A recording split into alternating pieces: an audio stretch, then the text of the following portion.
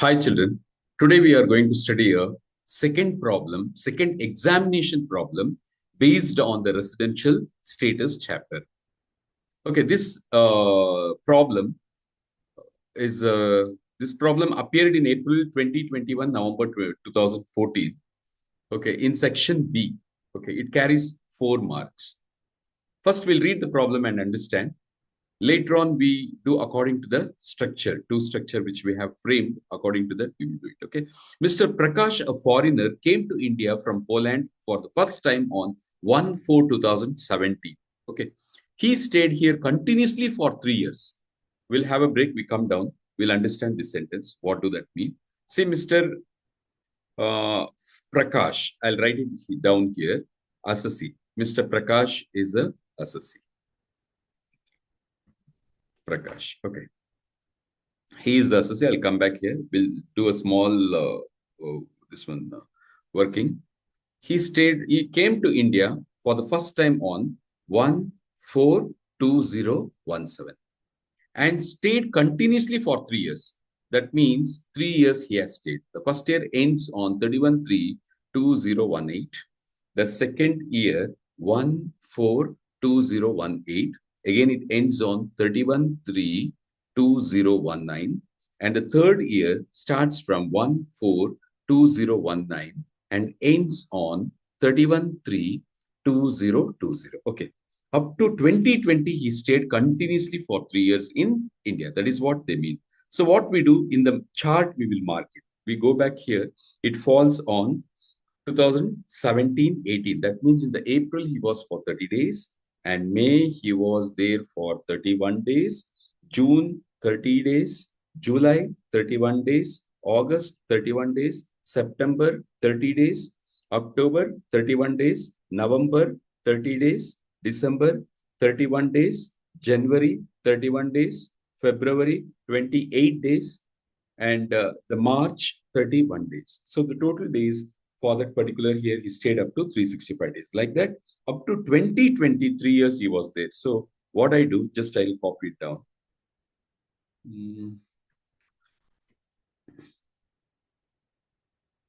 Okay. So 3 years, 365 days, he was there. Okay. So now 365 days, 3 years continuously he was there. Next, we go to the problem. We read it. And went to France on 1/4/2020. That means 2020, he was not there. 1/4/2020. I'll mention it as 0 in that column. Okay. So returned to India on 1/7/2020. That means April he was not there. May month he was not there. June he was not there. In the July he came back. July he was there. He came back. Returned to India on 1st July. That means in July he stayed for 31 days up to 1/12/2020, up to where he has 1/12/2022. So whole year he has stayed. That means August we have 31, September he stayed for 30, October he stayed for 30, 31, November 30, December 31, Jan 31, February 28, and March 31. So he stayed up to where? 2020, December 2020. Up to here, he was there. I'll mention one there and I'll fill all the columns. 30 was there.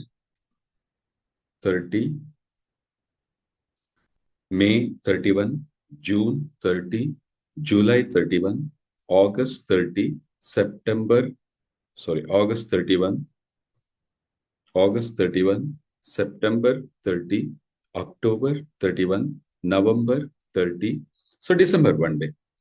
Obviously, he went to Poland on 1st December. So first also we need to consider. Why? Because he was there in India on 1st December 2020. I will read the problem again. He again came back to India on 25/1/2024. That means 25th January 2024. Where it falls, again, he came back in the previous year. That is 25th January. I'll go to the January column and mark 25. So how many days he was there in India? 25, 26, 27, 28, 29, 30, 31. So he was 7 days during the previous year. In the month of Jan, he was there for 7 days. We have to include 25 also. Okay. February 28 days, March 31 days. That means in the previous year he was there for how many days? 66 days. Here, 0. In this, he was not there. Not in a single day. In the 22, 23, he was not there. So I'll mark it all 0. Here also I'll mark 0. Okay. So this way, the chart what we have completed here. Okay. So this is the chart, the basically chart for the number of years. Here, if we do like this, we will come to know it is very easy to know the number of days. That's the reason I've done. Once again, I will read the problem. Mr. Prakash, a foreign, came to India from Poland for the first year on 1st April. See, it falls here. I marked 1st April to 3 years. That means 3 years. This 3 years continuously was there in India. Okay. Then he went to France on 1/4/2020. That means on France, he went for 1/4/2020. That means here I have not mentioned. Fine. However, he returned to India on 1/7. That July month he has returned back to India. So I have stated as 31 days. And again, he went back to Poland on 1/12/2022. So 2022, I have marked here. That is in the December. Okay, December, only 1 days he was there. Rest he was not there in India. And later on, he came back on 7th, 25th 1, 2024. That is in the January month, 7 days he was there. The total number of days for the previous year he stayed is 66 days.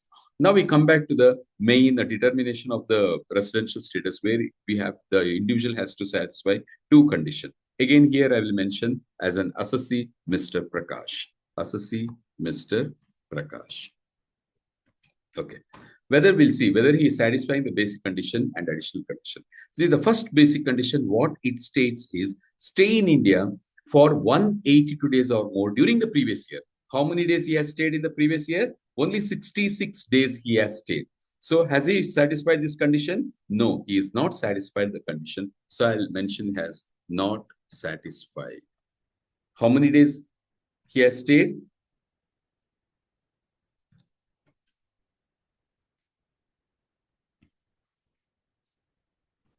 Not satisfied.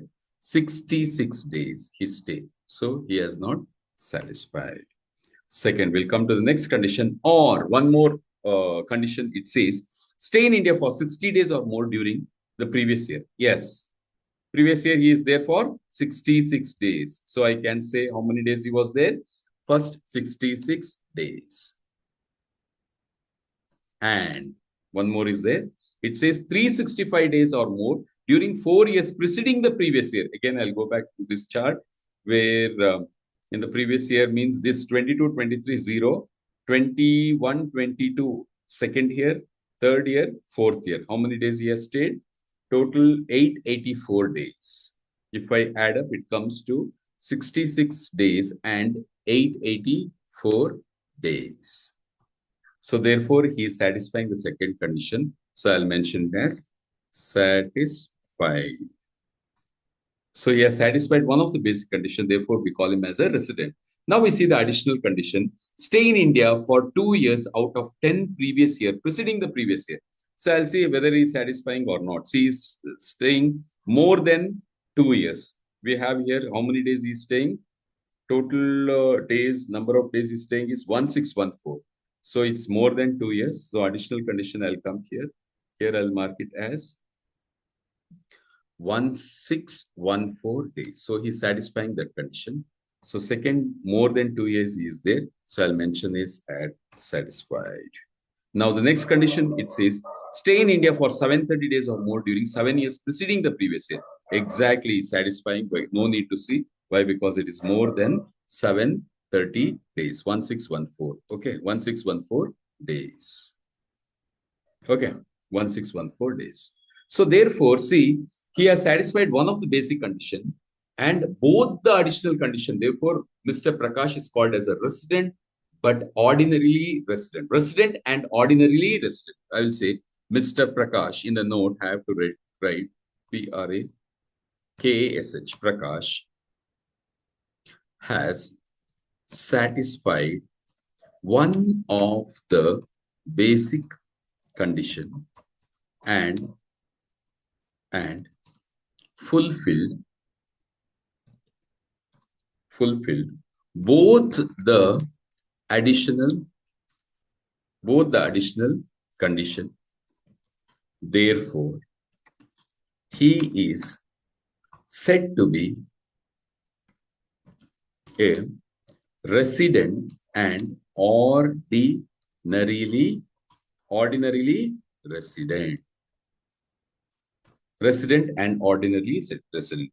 Mr. Prakash has satisfied one of the basic conditions. He became a resident. He has satisfied both the additional conditions, so we call him as a resident and ordinarily resident. I hope so, children, you have understood. If there is any doubt, just put it in the comment section so that I can get back to you. Thank you.